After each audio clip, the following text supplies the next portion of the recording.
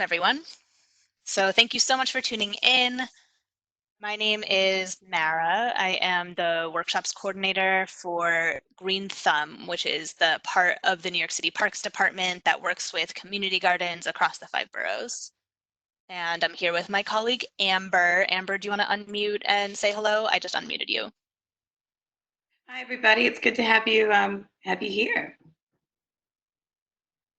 Great. So we are really excited to be here with Robert at the Imani Garden in Brooklyn.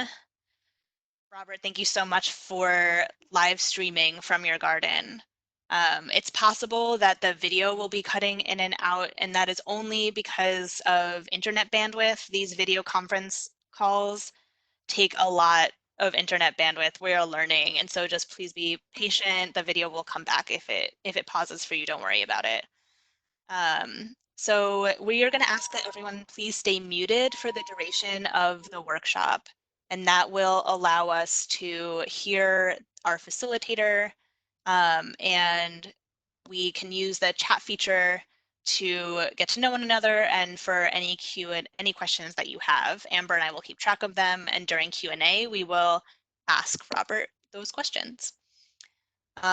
We acknowledge these very tumultuous and uncertain times that we're in, and we are so grateful for all of the work that you all are doing across the country, across the world, to grow food, to garden, and to support your communities. So thank you so much. We are recording this, so and we will send out the link to you afterwards. So if you miss anything or you have to step out, don't worry about it. You will have access to the link later and can review. So without further ado, Robert, I am going to unmic you to introduce us to your chickens. Hey there, folks. My name is Robert Callahan. And I'm actually here with my partner, Becca Mason. The two of us are the lead chicken keepers here at the Imani Community Garden in Crown Heights.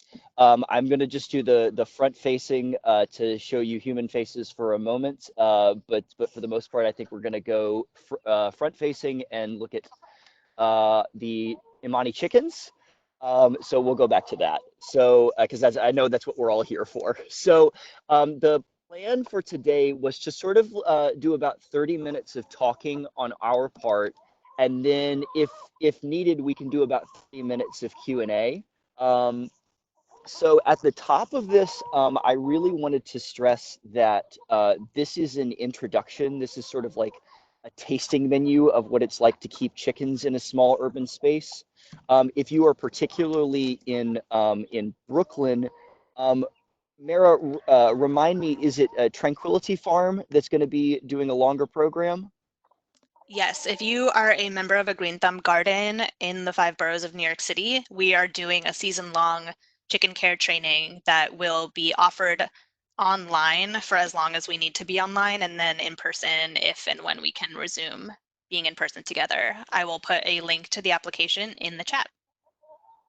Yeah, but yeah. So that's my point is, especially if you already have chickens and you're interested in putting chickens in either a community garden or in your backyard, I really think that it's valuable for you to sort of stretch your legs and get an understanding of what you're going to be anticipating at the front end, rather than learning by doing as the two of us, sort of did. So a bit of intro here is that this is, as you can sort of see from how little vegetation is around, what I would consider to be a mature space for chickens. This has been pretty much given over to chickens for, as I recall, between 7 and 10 years entirely. Um, so if you're actually, if you wouldn't mind, Mara, I think that we had discussed doing a poll, and it would be really nice to know whether the folks who are on the call. It sounds like from the chat that a lot of people are actually from community gardens, but it would be nice to know if the majority of folks are indeed thinking about putting chickens in community gardens, or if some people are also thinking about putting them in their backyards. All right, I'll get that going right now. Sure. So we'll proceed as if it's about community gardens for the moment. So as you can see, we have what the textbooks would call bad form, in the sense that we have a mixed species, a mixed breed and mixed age flock. If you're going absolutely by the book, and you can consider that, you want to consider, for the purpose of biosecurity, keeping chickens that are similar in sensibility and also similar in age, because chicken diseases move very quickly through flocks, and if you have young chickens, they can get something that can affect older chickens, and vice versa. It can sort of move up and down the ladder of age. So it's really nice to keep sort of what we would consider a closed flock, rather than accepting birds from the community, which is what, again, we are in a do as I say, not as I do scenario, because we actually do accept birds from the community. It happens quite a lot. Um, so so as you can see, we actually have quite a bit of space for the chickens here. It's a bit of a luxury, considering our community garden space is split entirely between vegetable gardens and chicken keeping. Some people don't have that luxury. But I do think that it's important to remember that chickens are scavengers and foragers, and so it's nice to have a space that's entirely devoted to chickens, or else you're probably not going to have any vegetation left in your garden. They are I do like having, what you'll notice here, this tub in better times. Oh, hold on. I'll move that pole out. In better times, when we're not in the COVID-19 situation, we actually have our chickens as part of sort of a larger ecosystem, um, in the sense that this tub is typically filled with food scraps from local restaurants. There's a longer list of do's and don'ts when it comes to feeding chickens food scraps that we can get into in the Q&A if you want to. But suffice to say, a chicken flock that's fed food scraps is sort of a healthier chicken flock, within reason. You don't want to go too crazy, because then they're not going to get a balanced diet, and then you'll get health problems that way. But these chickens really do love their supplemental sort of like restaurant food scraps, lots of greens, lots of veggies, and fruits and such. Um, so another piece of this, if you're thinking about how to raise chickens, if you're starting from nothing, um, I a problem that we have here in New York, that a lot of urban communities, because I think it's not just New York people who are on the call, that you want to think about, um, is that New York City and lots of urban areas don't allow roosters, because they consider them to be a noise ordinance. And also, lots of communities have histories of cockfighting, and so it's typically not allowed. So, and the reason I say this is because a lot of the way that many people were acquainted with chickens for the first time was what in school hatching projects, which we like to discourage, especially in an urban setting like this, because um, because roosters are illegal, and it's really hard to find a good place for them if you're going straight from hatching eggs. Because you're either going to have to get acquainted with slaughtering your own roosters, or you're going to go through the dance that we go through every year, which is finding a sanctuary that's already full of roosters that can take another rooster. So if you're thinking about sourcing chickens, and you're not as concerned about biosecurity, one thing that you can do is just wait, honestly, and people will come to you panicked and have chickens for you to take as a community garden. But the safer way to do it is to find a reputable hatchery that's NPIP certified. That means that they follow a basic set of practices that screen for big, large vector diseases that can affect chickens. And that way, if you're going from chicks rather than from hatching eggs, you have a better likelihood that you're only going to get hens, which is the only thing that you can really keep in a city. Um, we sort of have a mix here of chickens that that you would normally see in a backyard flock. These brown ones here are called Rhode Island Reds, and this white one is a Leghorn. Those are two of your most typical kinds of breeds that you would see in a backyard flock, mostly because it's the first place that people go when they think about keeping chickens. When they're keeping chickens, they're typically their first thing is, I want something that produces a lot of eggs. And that's a good instinct, but what I would encourage you to think about is long-term sustainability, because unless you have the appetite to be slaughtering chickens every 2 years, which is what uh, commercial breeders and commercial layers engage in. You're gonna want chickens that have sort of a long and healthy life and aren't gonna have a lot of health problems, because it's gonna be a lot more work for you, and it's gonna be a lot more strife for you and your garden members. Um, so I would consider either going for heritage breeds, or sort of, I mean, you have something. This one right here is a silky chicken. This is an ornamental breed, also called a bantam. Bantams are sort of small, like the equivalent is a toy in dogs. These chickens, because they don't lay as much typically as these these others, the Rhode Island Reds or the Leghorns.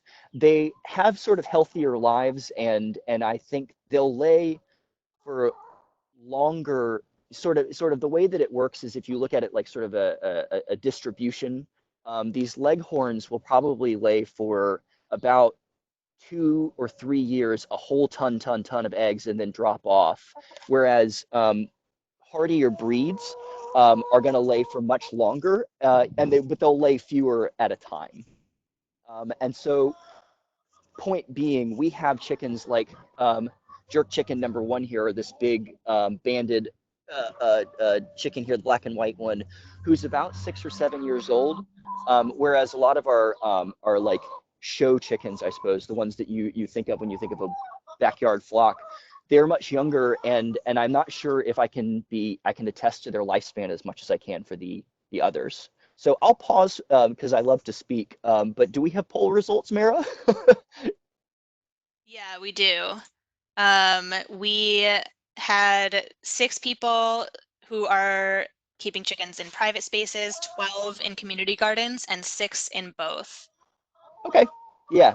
So the considerations are a little bit different if you're considering going into a community garden versus a private space, of course, because um, typically, if you're going to be the chicken keeper, you're going to be the only, you're going to kind of segment your work, right? Like the gardeners who are gardening vegetables, fruits, and food um, are going to sort of have a separate in how to say a separate operation from the chicken folks. So you want to make sure that the amount of space that you're going to need for chickens is adequate for the chickens without sort of taking over the garden, which is easy to do because they're live animals, and we tend to want to give them as much space to roam as we possibly can.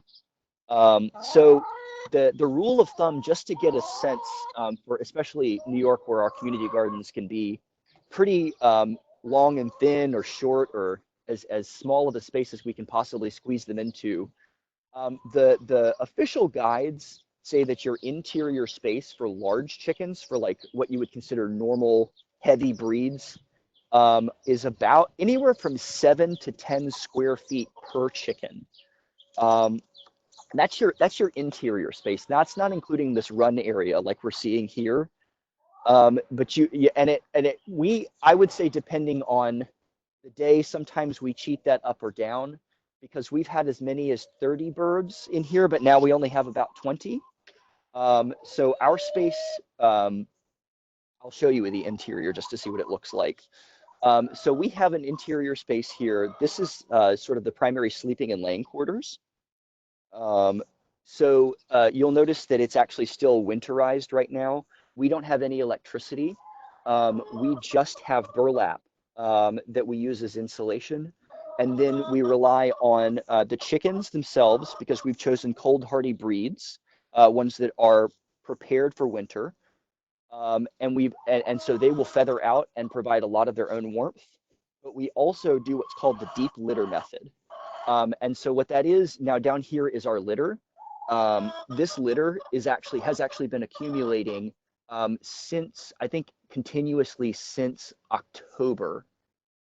And my point there is that rather than sort of like taking this litter out and then replacing it with fresh litter, what you do is you're essentially providing a compost pile, because as long as you're turning this and not allowing ammonia to accumulate, you're creating sort of a hot compost pile that makes your interior area warmer than it typically would be. And then at the end of this, you have fabulous compost that you can then deliver to bribe your vegetable side folks in case they don't see the value of chickens like you do. So we also here, of course, as I said, have the laying boxes. We have probably what I would consider to be too many laying boxes for the number of chickens that we have. This is 10 boxes. We have 20 chickens. I think I can scoot over to Becca and find out, but I believe that you should have approximately one box for every 3 chickens. Can I get a thumbs up from it, Becca? Can you hear me? Yeah, so that's right. You do want one box for every 3 laying chickens. You'll notice that, as Robert mentioned, a lot of our chickens are much older than laying age. So when they do eventually lay an egg, they are few and further between. So we can really just imagine that we only need probably about maybe 5 boxes and we'd be all right. You'll notice that in any case, though, giving chickens more room to spread out is usually a good thing. We actually ended up expanding out our space. It used to stop over at this red fence over here, if Robert will show you. And we ended up expanding our space last summer and noticed that a lot of the more behavioral questions that we had with the flock really dissipated. So I would advocate for choosing more space over less if you have the options. But like Robert said, considering the fact that we are in small spaces in the city, and it's an optimization problem between the chickens and the garden. Robert, did you want to cover next maybe predator proofing the enclosure? I'll make a couple notes on that. So one thing that I sort of forgot about this area that I think is important is an interior space. When you're building a space like this is very intentional right here. You'll notice that up here I have open space. Up here I have open space. And that is because you want there to be ventilation in a space inside, because chickens, because they're so low to the ground and they have such small lungs and actually lots of lung space. It's sort of like the way that their body, their physiology is set up, is they actually have a lot of sort of lung space. They're very susceptible to respiratory disease, and so you want to make sure that you have not necessarily as the books say, not a drafty space, something where there's lots and lots of gusts of wind, but you want the ability to have air circulating inside. You'll also notice that it's sloped. We keep it sloped because here in the city, of course, we get lots of snow, and on a normal year, not this year, of course. But you want to sort of build structures that basically mirror the kind of architecture in the city that you're in, because that kind of architecture was intended to deal with the weather that you're going to deal with. But the ventilation spaces that we have, you'll note, are all covered. All of them are covered, as this space here is covered with chicken wire. This is to keep out predators, because basically chickens are unconscious. It's even beyond unconsciousness. They're pretty susceptible to predators at night because of how out of it they are. So you want to make sure that your interior space is not susceptible to whatever predators that you might experience. So possums, raccoons, cats to a lesser extent, and rats are the ones that we get here pretty often. But we encourage you to do your research on what it is that you're what you're going to deal with. I would say that if you're yeah, what's up? So it also depends on the environment in which you're going to place chickens. Recently, we've heard a lot from people who want to place a chicken coop on a roof. So the kinds of predators you're going to encounter on a roof are very different from those you would encounter on the ground like we are. You might want to consider, for instance, if you're putting them on the roof, that there are a lot more aerial predators. So you have to think more about things like hawks and making sure that chickens on a rooftop are always enclosed in a secured space. Another predator that you might have to worry about that's really, really difficult to deal with is raccoons, because they're very smart and they're very dexterous. So just making sure that no matter where you keep your chickens, there really isn't any space that's more than about a 1/4 inch or a 1/2 inch big is the way to go. Again, as a do as we say, not as we do point, I would say it's better practice to use hardware cloth when covering any holes rather than chicken wire. Chicken wire is just not suitable, and a lot of predators, if they really wanted to, could get through chicken wire. Particularly, I know that in other areas, hopefully not in New York, weasels are a very big problem, and they can squeeze through tiny, tiny gaps. So we always recommend using hardware cloth. That's a 1/4 inch hardware cloth instead of chicken wire. If you aren't familiar with it, hardware cloth, I'm trying to see if I actually have any that I can show. Sort of this stuff right here is called hardware cloth. It's a welded wire. It's much stronger than chicken wire, and you can't see it, but actually the floor of our coop is completely covered in hardware cloth, and that's because of rats. Rats love to burrow. They love to tunnel, and so they'll come up and they'll chew through basically anything that they can. But hardware cloth stops them for quite some time. So consider that.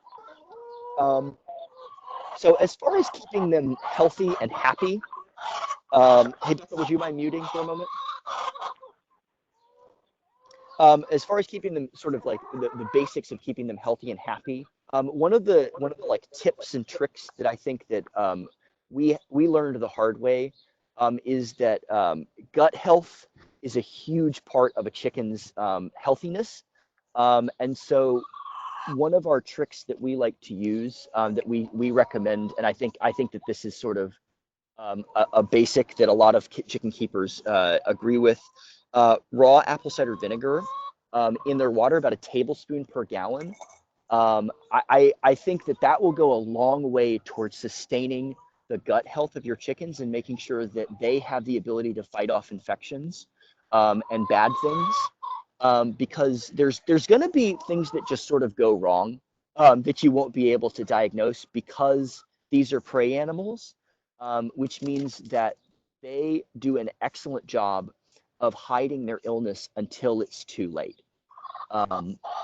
So it's really important to make sure that they're as set up as possible to keep themselves healthy.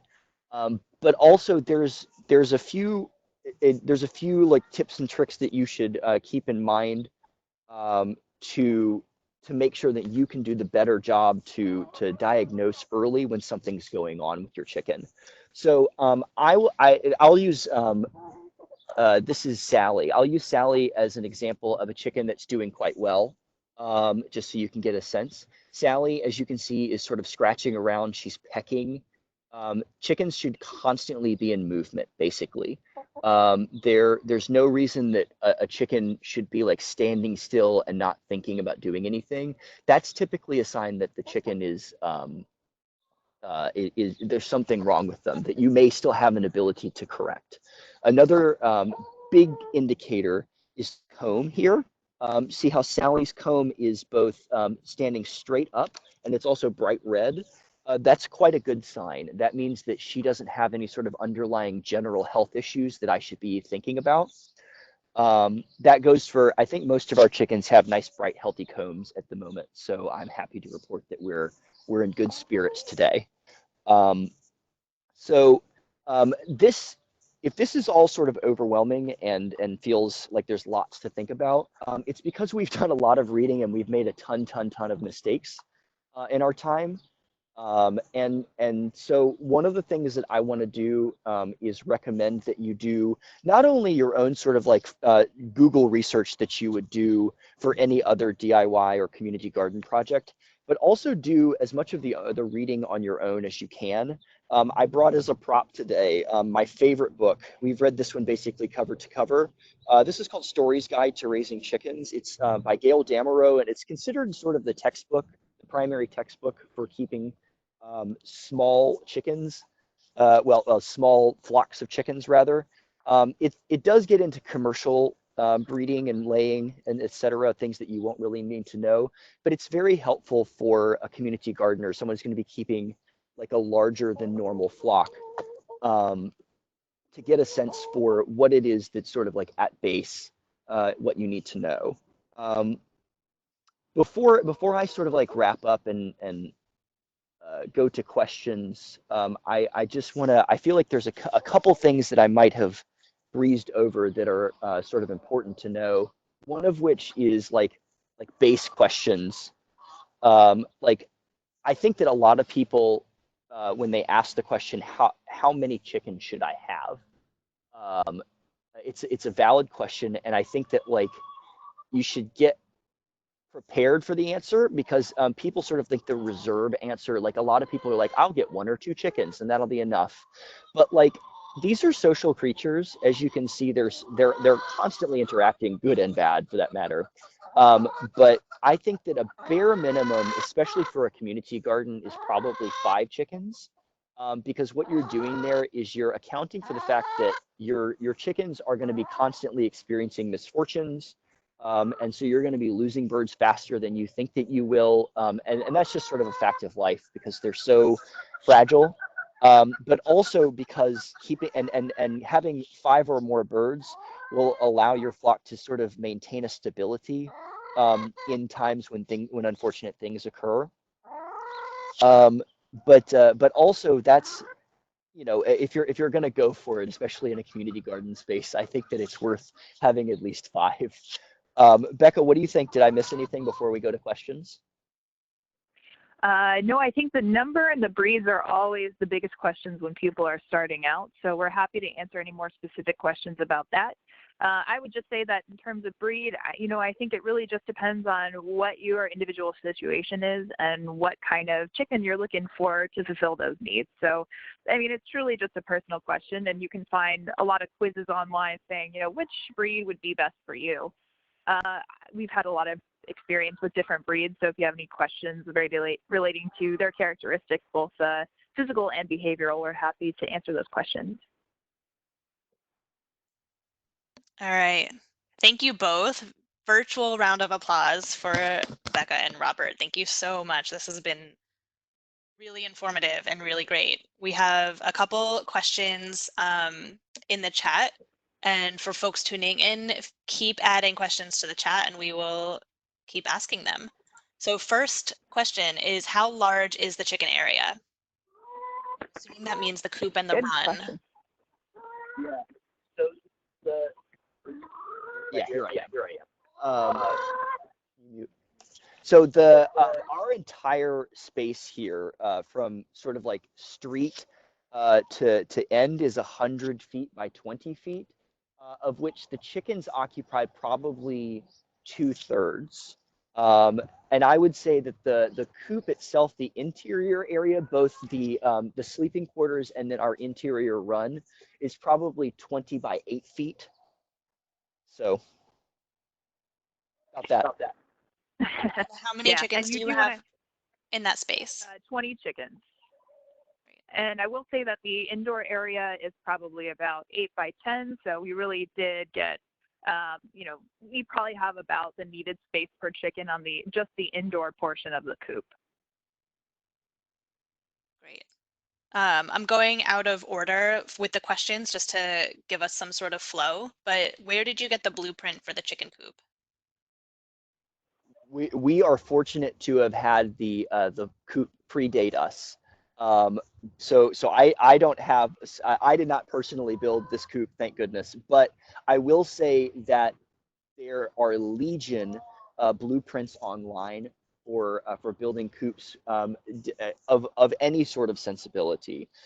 We're talking like typically a community garden is going to want a structure that is permanent, but folks with a little more space might consider looking up the term chicken tractor.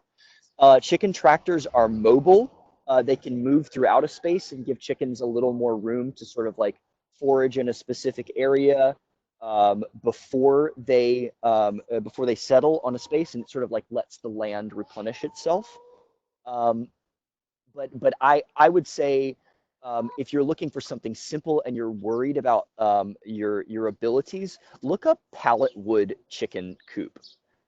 Because pallet wood chicken coops are typically, you can find free blueprints online. And also, and this is really important if you're going to consider the pallet wood route, make sure you know what kind of wood pallet wood is going to be made out of, because there's two types. There's chemical treated and heat treated, and chemical treated will leach into the soil over time when it rains, and it's extremely toxic to chickens and people, and so you don't want to bring that into your community garden if you can help it.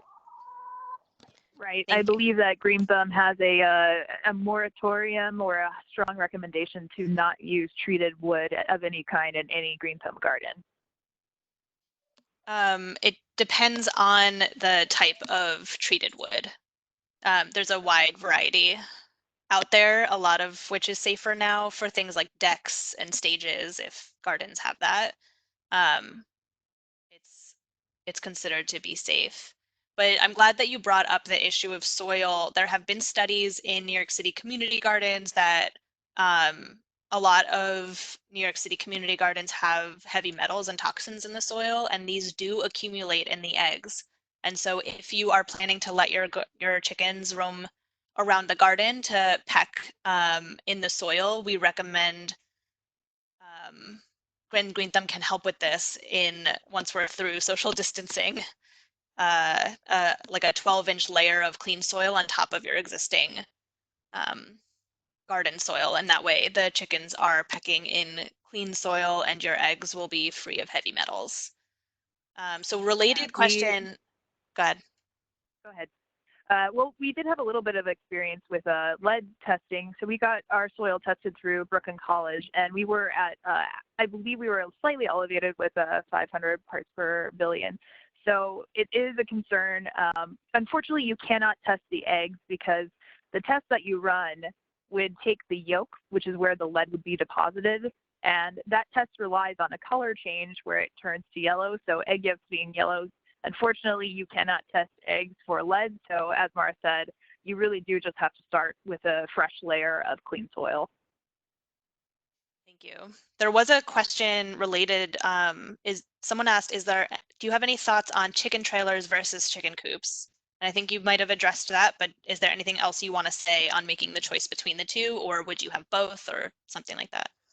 So I would say that that a chicken tractor is sort of a luxury of a place that has lots and lots of space. I think that if you're going to keep a small number of chickens, and you have enough of a garden space to where it makes sense, that you think that, because basically what you're going to be doing if you have a chicken tractor is essentially the chickens are going to live entirely within the closed space, and they're only going to move when you move the trailer. And so if you think that you can build a mobile trailer that you can, and genuinely think about this, that you and your volunteers can physically move when you need to, then I would consider it. But otherwise, a standalone coop is actually probably the better choice. But you will unfortunately have to sort of forsake any of the vegetation that you have.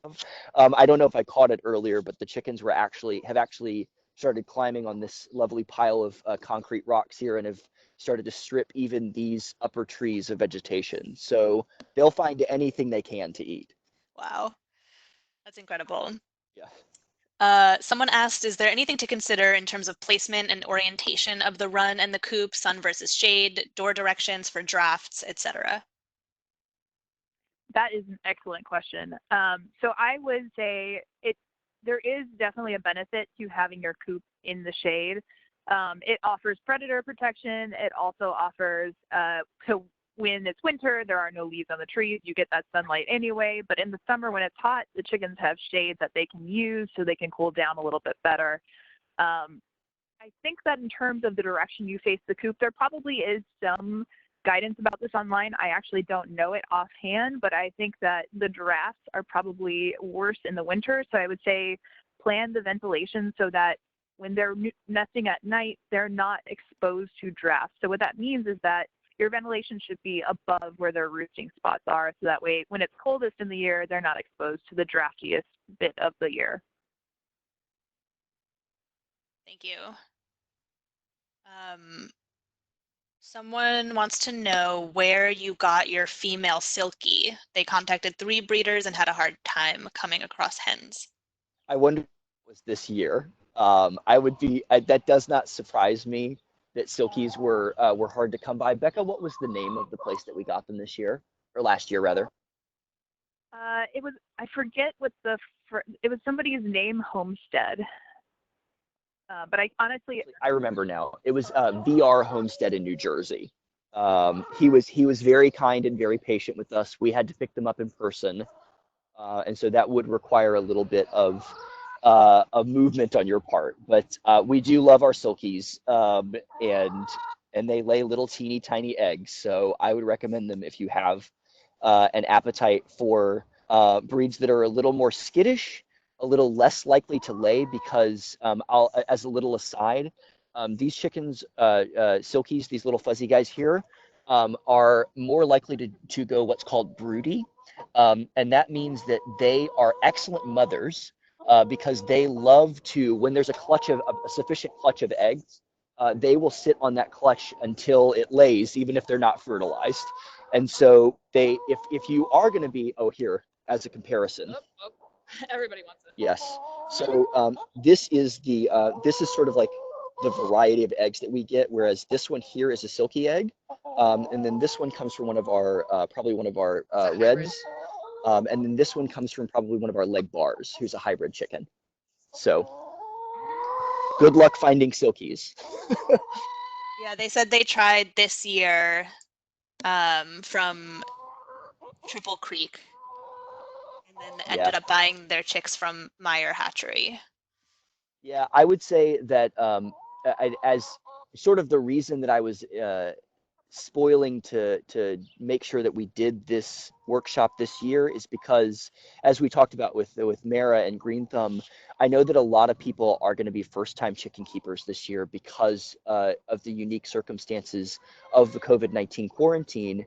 I'm sure that many of you have seen the articles about people keeping chicken or ordering chickens from the big hatcheries for the first time, to the point that the hatcheries are sold out much earlier than they typically are. And so I just wanted to be sure that people knew that there are people who've been keeping chickens for a few years and that it's okay and you don't need to panic. And there are people who've been keeping them for many longer years than we have, that are absolutely happy to be there as a resource for you in case there are things that arise that freak you out. We do have served 2 for NYC chicken keepers. It's called NYC-chickens at googlegroups.com. Please feel free to join. We accept everybody, and Robert and I run the listserv, so you'll be in. Thank you. Can you please go over your litter situation again? We had questions. What was the name of your litter method, and what is the litter composed of? Yeah, so the thing that we use is coffee chaff. So I've got a little bit of it here, and they know this is where their treats are, so they're excited. This is a bag of, again, as I called it, coffee chaff. The coffee roasting process comes up with this sort of like outside flaky layer that I'll show a little bit of now. So this stuff here makes excellent bedding because it's very dry and it also smells faintly of coffee. So if you want that in your life, it's pretty fun. But I will say a lot of people, especially who are on a smaller scale, will use pine shavings that you can buy at a Tractor Supply or online. And this is one that I really like as an option if you can find it. untreated wood shavings that you can get at perhaps your local sawmill. And I want to stress the difference between wood shavings and sawdust. Because sawdust is very small and lots of particulate that can get into their lungs. So try and get something that's fairly free of sawdust if that's at all possible. So as to our litter method, it's called the deep litter method.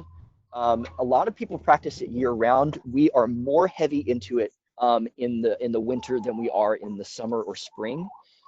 This, as I said, this litter here is about, let's see if I can even get a, like, plunge my hand into it. Like my whole hand goes into here because this litter has been accumulating for months. Deep litter, the whole point of it is that it's easier to deal with because you're not hauling all the litter out constantly. It's better in the sense that you're going to get compost at the end of this, or you're going to get sort of like, I mean, because it's going to be a mix of wood, which is your browns, and then poop, which is an excellent, chicken poop is an excellent source of nitrogen, especially cured chicken poop. You don't want to put like fresh chicken poop onto your plants, but after a little while, it's an excellent source of nitrogen.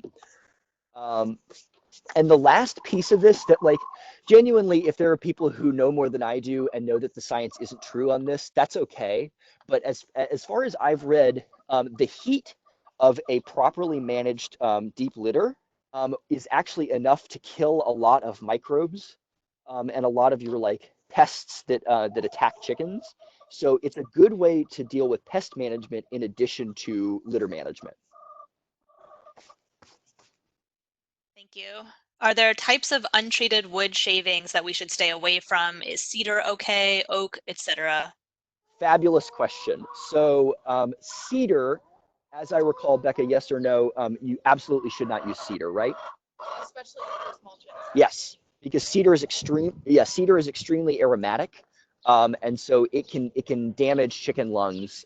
So you should stay away from that with your younger chickens. It's probably okay with older chickens, but like if you can avoid it, try to use pine.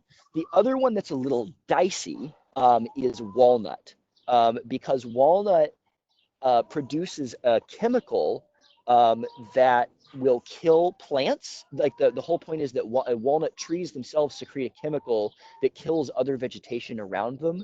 And so so if you were eventually going to be using it for compost, unless you're going to really, really let it break down and fully become compost before you put it on, you may end up killing a lot of your plants and trees by using it. The other is some of you may have heard that it's toxic to animals. The only one that I'm certain of is that it is in fact toxic to horses. So I have my battery is running low, so I'm going to sit over here with a charger so Becca can come with some chickens if she wants to keep the entertainment going. Thank you. We have someone tuning in from Malaysia and a bunch of people from outside the city. And there's a question about animals. There are wild boars, snakes, and monkeys near to the chicken coop. How can we save the chickens from the situation? From Wow. maybe the coop design and other suggestions. And I would say that raccoons in New York City are like a combination of all of those animals together. So in general, what are we doing about animals? That's really it's interesting. I would consider because boars and raccoons clearly not the same species, but both very high on the intelligence scale. And so what you're trying to do is you're trying to do your best to sort of defeat the animal when it has lots and lots of time on its hands, or at least slow it down and discourage it.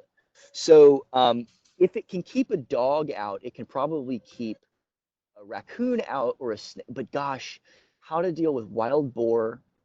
You know, I'm actually not sure that I'd ever heard of wild boar attacking chickens, but then Yeah, again, I'm a little curious if the wild boars are going for the chickens or for the food source themselves, because you'll notice that with rats, most of the time they're not actually interested in the chickens, they're more interested in their food.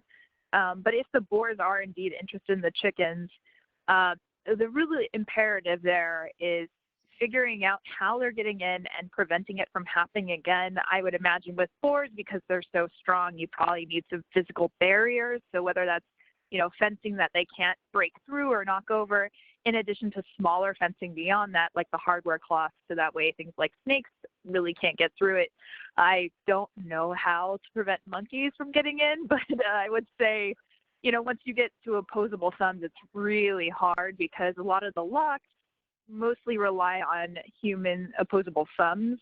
An option that I would suggest is having padlocks with a key or a combination, because I would hope that no monkey can figure out how to pick those. Just really making sure that you have a variety of different obstructions to those different predators, I think, is probably the way to go. Yeah, the boar is down really tough because a lot of the things that you're building aren't meant to sustain, you know, if a boar really wants to get in, I bet it could really, you know, charge its way through a lot of building materials. So maybe even concrete is the way to go. Just setting up little barricades that they can't get through first, and then, you know, setting up different kinds of obstacles for those different predators.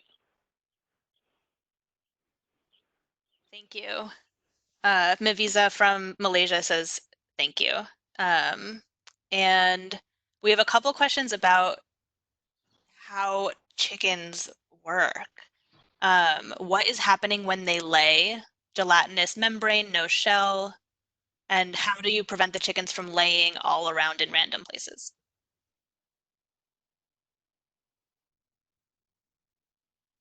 Myself or muted myself right at the wrong time. But so this is great. So if you're getting gelatinous shells, first of all, we'll start with that one. Gelatinous shells is typically going to happen with brand new chickens who have just laid for the first time. If they're still laying gelatinous shells and they're older, it could be because they're not getting enough calcium in their diet. And that's where you're going to need to be careful about what you're feeding them, because what we use is a commercial ration that is specifically designed for laying chickens, and it has a significant amount of calcium in it. We also have a supplemental calcium that we feed to them just in case a chicken feels like that she's not getting enough calcium, and they will be capable of sort of discerning that for themselves. So this is a piece that, like, I'll just preface this by saying this is the mildest birds and bees thing I'm ever going to say on a chicken live stream. But as far as what's happening with a chicken when they're laying an egg, the only way that you can really describe it is that a chicken is quite literally having a menstrual cycle essentially every 25 hours. So they're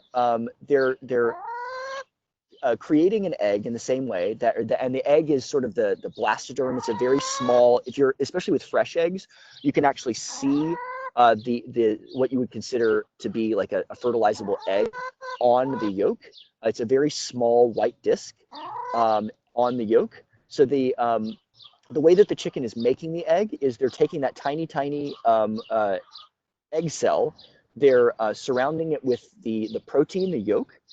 It's being sent through their oviducts, and it is slowly accumulating the outer shell, the proteins, and that itself is then finally encased in a layer of calcium. That whole thing is then encased in an outer spray of sort of, what is it called, Becca? The protective layer. Are you asking about the pigment?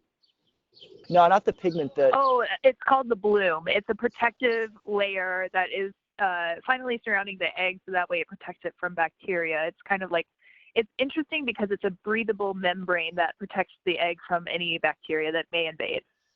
Yeah. So the reason I say that is a really fun thing about like our eggs for ourselves and for our volunteers is we actually tell our volunteers that it's, as long as the eggs are clean on the outside, it's okay not to wash them, and it's okay not to refrigerate them subsequently, because when you wash an egg, you're taking off that protective outer layer of bloom that would exist in a natural state and protect the fetus while it's growing.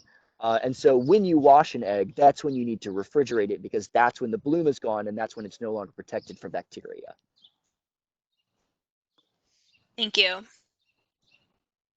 And how do you prevent the chickens from laying eggs all around in random places?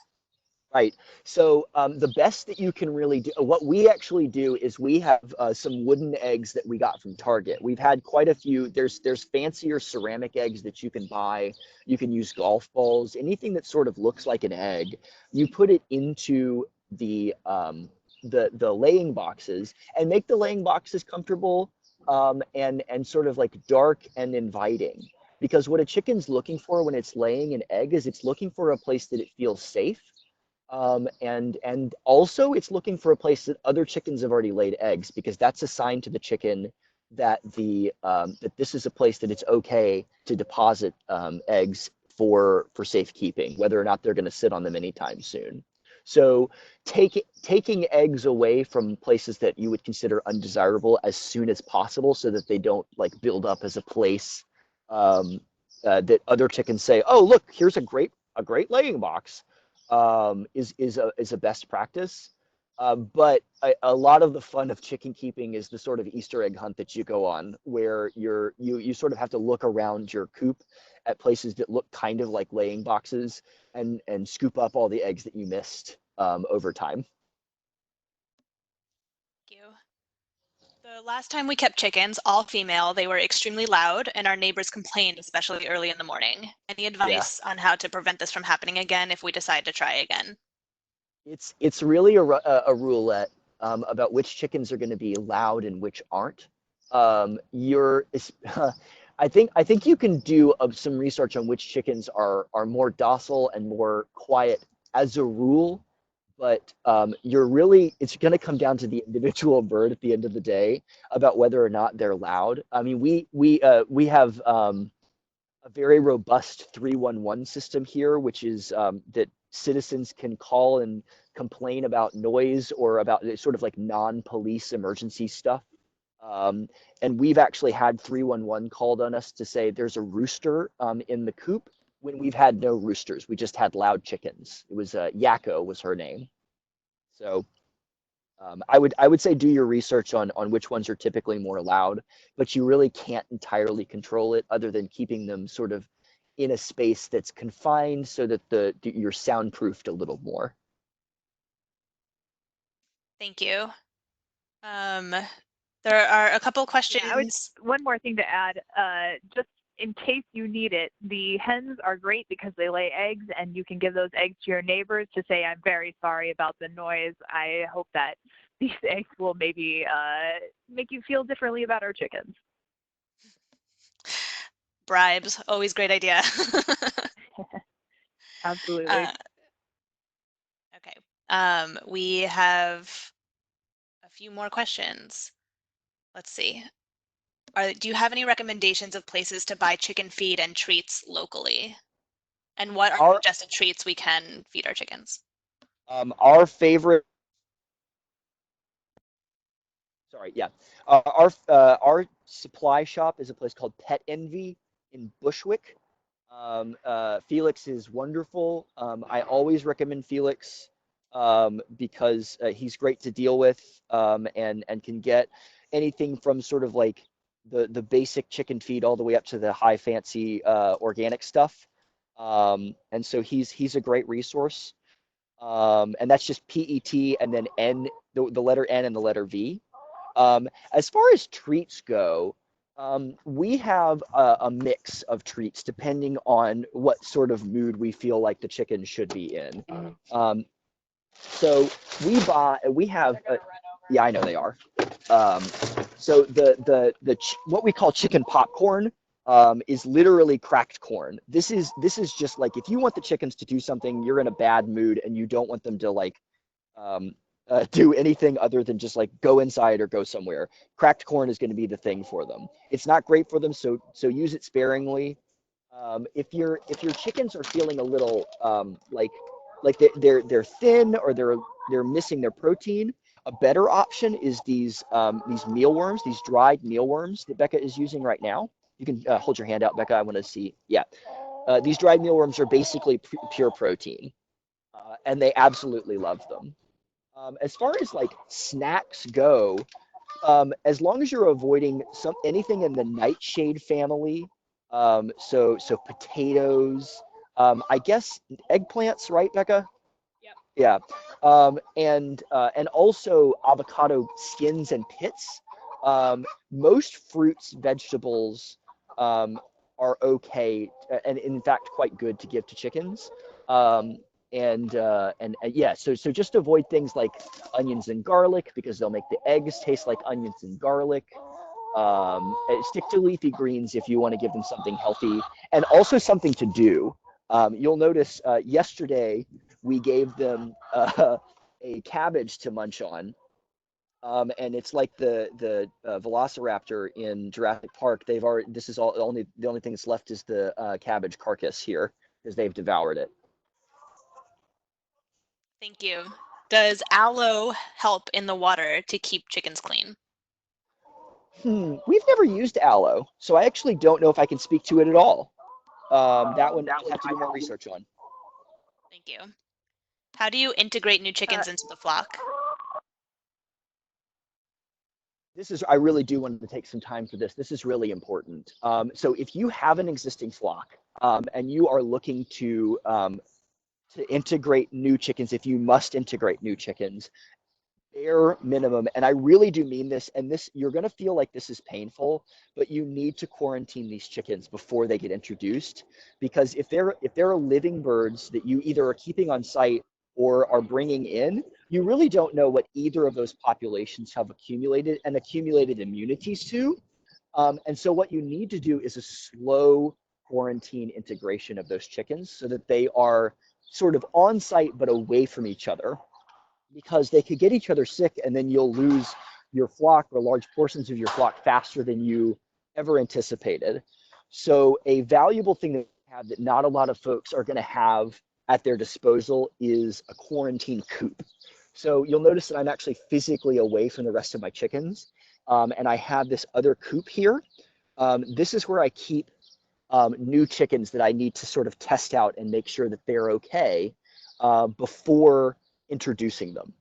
Um, so after about and I'm talking bare minimum, about a week of determining that these chickens are safe, what you'll do is a slow integration. And what that means is like let them physically see each other, but don't let them interact. Like put a chicken here and then have chickens be on the other side of the fence. Because especially if it's one or two chickens and you have a large flock, you can go to a situation where a brand new invading chicken is ganged up on and hurt quite badly by chickens whose pecking order has been disrupted. And you want to make sure that any sort of interactions are controlled, because it can get violent quite quickly, and chickens are attracted to the sight of blood. And so it can become a feeding frenzy if you have chickens who are sort of out of control fighting one another. Thank you. We have two related questions to what you were just talking about, so you can pick which one to answer, and I'll make sure you get the other one too. Any rules on treating sick or deceased birds? And then the other one is, we had problems with chickens losing feathers because of being pecked by others. How do we prevent this from happening again? We want to say no to chicken bullying. Yes.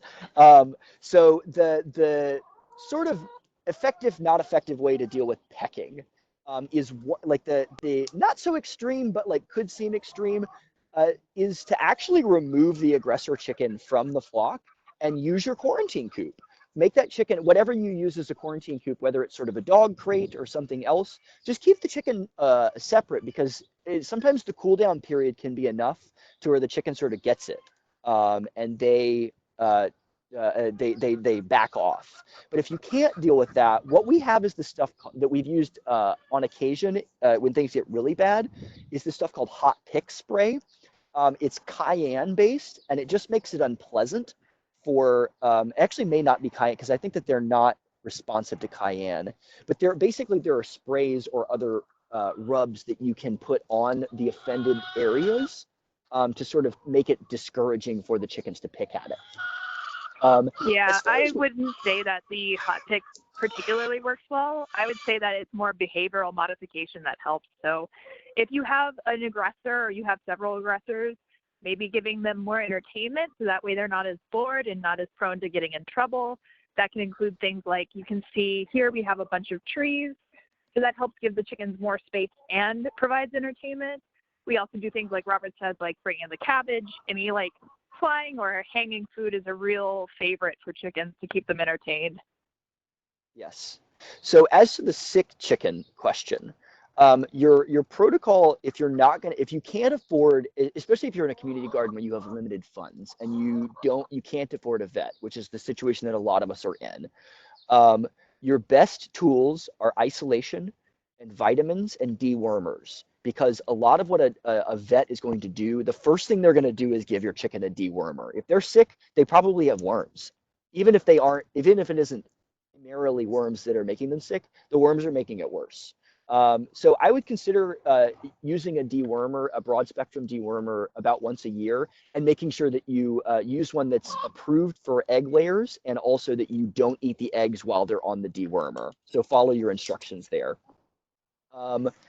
And then, but also isolate the chicken just in case they have something communicable, and and observe, because if it's quite well, because the important thing is if it's something that's extremely virulent like avian flu, at the worst, it will sweep through your flock immediately before there's anything you can do. So don't concern yourself too terribly much if you've got one chicken that dies, because they can die, unless if something is really really bad, it will take your whole flock out in about a week. So if you're getting something that you're concerned about, another resource that we think is absolutely invaluable is the Cornell Pathology, or the Avian Health Diagnostic Center, I believe is the name of it. It's Cornell. Dr. Jara Jain is in charge of the AHDC, and they are absolutely fabulous, and they are so nice. And so I would definitely reach out to them. As far as deceased birds go, the only proper safe ways to dispose of chickens, especially in an urban environment, is either burning or deeply burying. So unless you can bring them to a vet, your only options are either of those if you have the space. Thank you. We are at 1 o'clock. There are just a couple more questions left. Are you okay staying on 5 more minutes? Yeah, I can do that, but if anybody has to leave, thank you so much for joining us. Yeah, we really appreciate everyone tuning in on the call. This was really fun and really invigorating, and we really appreciate you, Becca and Robert, for taking the time to show us your flock. It's been really fun to Yeah. look at some chickens. So the rest of the questions, how much does it cost for everything to maintain chickens per month or per year? So okay, chickens eat about what, a pound a week of food? Is that right? A pound. So chickens eat about a pound to a pound and a half of food per week, each. And we go through about a 50-pound bag of feed every week to 10 days, I would say. And the feed that we use costs about $22 a week, or $22 a bag. And that's just food. So you can supplement that by selling the eggs. Please be careful with that. You need to make sure that people understand that this is a caveat emptor situation, and square it with whatever your community garden overlords are, to make sure that you're not doing something improper. But I would say, in addition to that, things like apple cider vinegar, which we have here, costs probably about $6 a bottle, and we put a tablespoon of that in per gallon. And so we run through that, just chunking it out probably once a month. We get another $8 bottle of that. And then we keep, and I really recommend, if you're really thinking about this, keeping something like this, which is a tackle box full of medical supplies. This is, in addition to building your coop, going to be a startup cost that you should just build in. We have alcohol pads, we have gauze, we have blood stop powder, we have a few backup medications, gauze, etc. in here that we use for sort of like basic medical treatment. Keeping bandages, antibiotic, or triple antibiotic cream, things like that. It's really, really basic triage stuff is a really important part of keeping chickens. also adjuncts to their diet. Oh, yes. So this is grit. It helps them digest their food because chickens don't have teeth. They will use this to grind up their food instead in what's called their crop. It's a Yes. digestive organ. So this stuff is actually basically it's just crushed granite.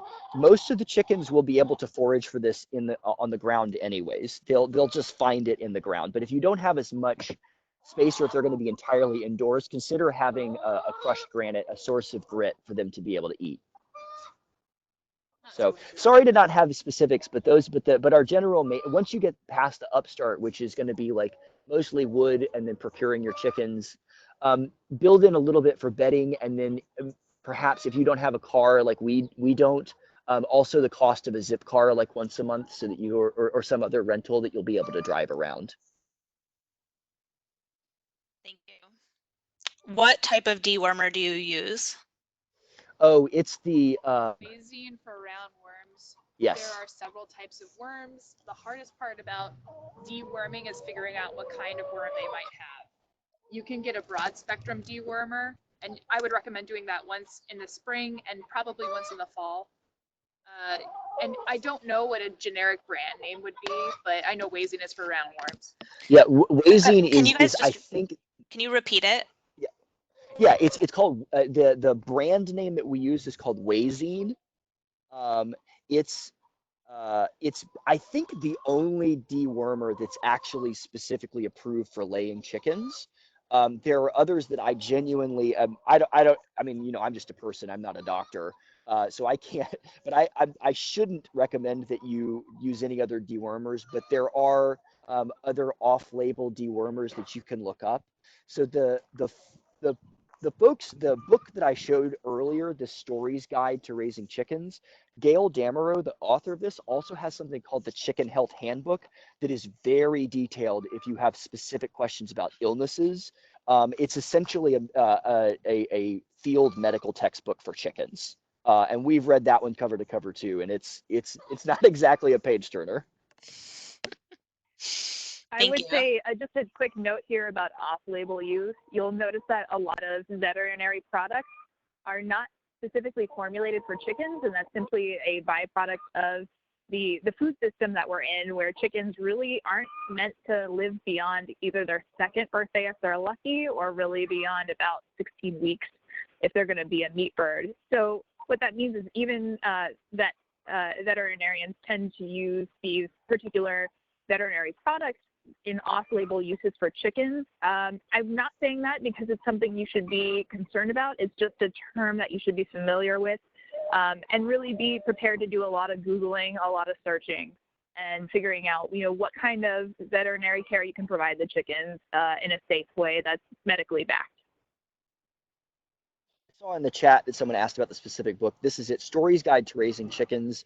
Especially if you're first starting out, this is a primary, like, excellent read. I think it reads quite quickly, and you can skip around when it talks about raising meat birds or the things that aren't valuable to you. But I really like this book.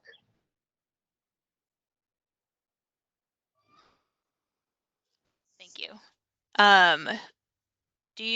We have a couple of questions about things you can feed them for extra health. Do you feed them diatomaceous earth? Is adding herbs like oregano to their foods or scraps help keep them healthy? And then what about crushed oyster shells as a supplement for calcium and grit? So diatomaceous earth, herbs like oregano, and crushed oyster.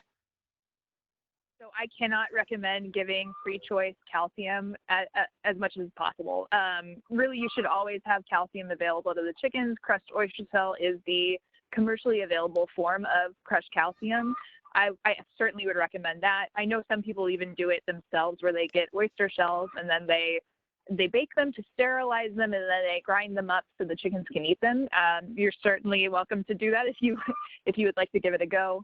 Yeah, we usually give them crushed oyster shell as their primary calcium supplement. So in terms of the oregano, I have heard some research about oregano being a great antimicrobial, I think it's also anti-parasitic too. So I think that it can't hurt. It's really something that you probably could supplement. Would I mix it in with their feed? I don't know, because if you mix in anything with the feed, what tends to happen is the chickens will look through their feed and pick through for the things they like, which means they're going to beak out the food on the floor of your coop or in the floor of your run, which means you are probably going to have rats soon after. So I would recommend, if you're going to give them supplementals, I would give it to them free choice, which means in a separate container away from the main food supply. And then the final piece of that was the diatomaceous earth. So diatomaceous earth, from what we understand, from what Gail Damoreau seems to say, it really doesn't make a big difference in terms of if you feed them diatomaceous earth, and that's simply because in order to be active, diatomaceous earth is it's ground up powder that is made from fossils, basically, from ancient sea fossils. And the properties of it are such that it's so fine and so jagged of a particle that it really helps shred through any kind of parasite, such as lice, mites, or any other small type of parasite that might be in a chicken coop. The main benefit of using it is that property, and if the chicken swallows it, it's going to be moistened with their saliva. So it seems as though diatomaceous earth is rendered ineffective when they swallow it. We do use diatomaceous earth for things like dusting down the roost. It really does help manage the lice or mites there. Eventually, you're probably going to have to deal with lice or mites simply because if you're in an uncovered run like we are, you're going to have wild birds landing in your coop area and spreading around lice or mites to your chickens. It's kind of, unfortunately, inevitable. Just make sure that, every week, I would say, every month even, if you can manage every week, it's great. Make sure to do a health check on every chicken, and that includes picking them up, watching their behavior, but also going through a checklist, checking their feet. Do they have scaly leg mites? If so, you should probably treat that with Vaseline, or you can treat it with ivermectin if you'd like to do an injectable treatment. Additionally, I would look to make sure, are their combs and wattles looking healthy, nice and red, really not any dryness there. And finally, I would check their vent area, which is also their butt, to make sure that they don't have any lice. Lice tend to cluster near their vent. So really just making sure that they don't have lice. The natural way that chickens deal with lice is they dust bathe, and so that really helps clean them. They don't take, they do all of their cleaning dry. So the diatomaceous earth can help you with that process by really just like dehydrating the lice to the point where they die. It's also jagged, so it kills them that way. We do sometimes dust them with diatomaceous earth. I would also caution that because it is such a fine particle, you should be wearing a mask when you use it. And additionally, you should really be careful not to have that dust in the air because, as you know, chicken respiratory systems are very sensitive, and that kind of particle can cause extreme irritation, if not other problems. Thank you so much, both of you. That is all the time we have. We want to applaud you both. If everyone who is on the call wants to turn on your camera and go to grid view, we can all wave hello to each other and goodbye, and applaud our facilitators, Becca and Robert. Thank you so much for sharing your knowledge and your chickens with us today. It has been so much fun. We really appreciate everyone tuning in from all over the city, all over the country, and all over the world. This has been super fun. We will send a link to the recording to everyone who registered on Eventbrite. And then we also are posting the links to recordings on our website so that you can find them later. Thank you again so much.